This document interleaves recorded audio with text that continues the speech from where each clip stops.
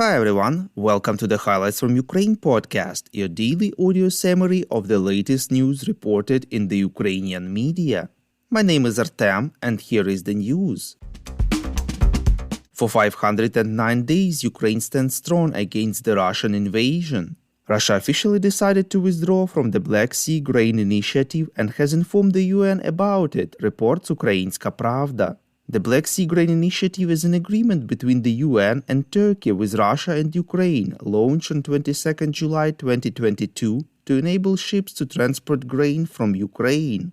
The Russian side explained its decision by the fact that, contrary to declared humanitarian goals, the export of Ukrainian food was almost immediately transferred to a purely commercial basis. The Russian Foreign Ministry is demanding the lifting of Western sanctions on Russian fertilizers and food in exchange for the continuation of the grain agreement.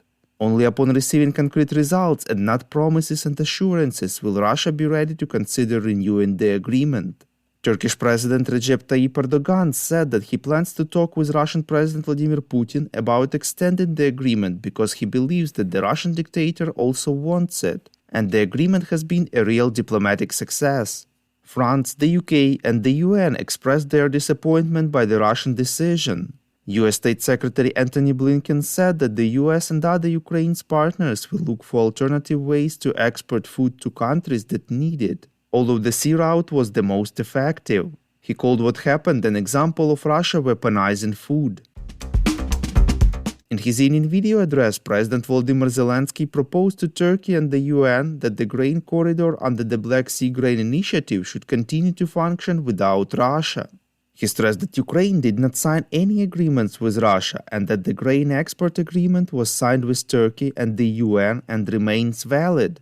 The only thing that is needed now is its careful implementation and decisive pressure from the world on the terrorist state, said Ukraine's president.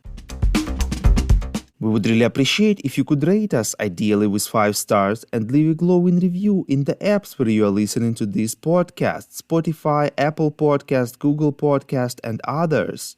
This really helps more people to learn about the podcast and truth about Russia's invasion of Ukraine. Russian President Vladimir Putin called yesterday's explosion on the Crimea Bridge that connects the Russian-occupied peninsula to mainland Russia a terrorist attack, and demanded concrete proposals to improve its security, reports Suspilne. Russian Deputy Prime Minister Marat Khasnulin told Putin that the support structures of the Crimean Bridge were not affected by the explosion. At the same time, one span of the road part of the bridge cannot be restored. The Russian authorities plan to launch two-way traffic on one side of the Kerch Bridge on 15 September and on the other side in November. Putin promised that Russia will retaliate for the Crimean Bridge attack, reports Novinarnya. According to him, the Ministry of Defense is preparing suitable measures. At the same time, the US said it cannot confirm the involvement of Ukraine or any other party in the recent explosions on the Crimean Bridge, reports NVUA. Deputy Pentagon Press Secretary Sabrina Singh stressed that Crimea is a part of Ukraine and the US is leaving it to Ukraine to talk about the operations it undertakes. She added that it is up to Ukraine to decide how to fight the war against Russia and to defend its land, its people, and its freedom. Ukraine Defense Contact Group, also known as Ramstein format, plans to meet on 18th of July online, reports TSN-UA. Defense ministers of Ukraine and the United States, Oleksiy Reznikov and Lloyd Austin, held a phone conversation ahead of the next meeting.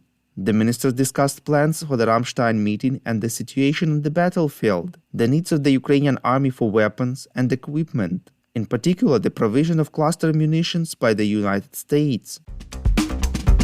Thank you for listening to the Highlights from Ukraine podcast. We are a commercial initiative of just 2 people and we need your help to grow. Share information about the podcast, rate us in the app, subscribe to our Patreon. With your support, we are getting better. We call on you to demand from governments of your countries to impose the toughest sanctions possible on Russia and its citizens to stop their invasion of Ukraine.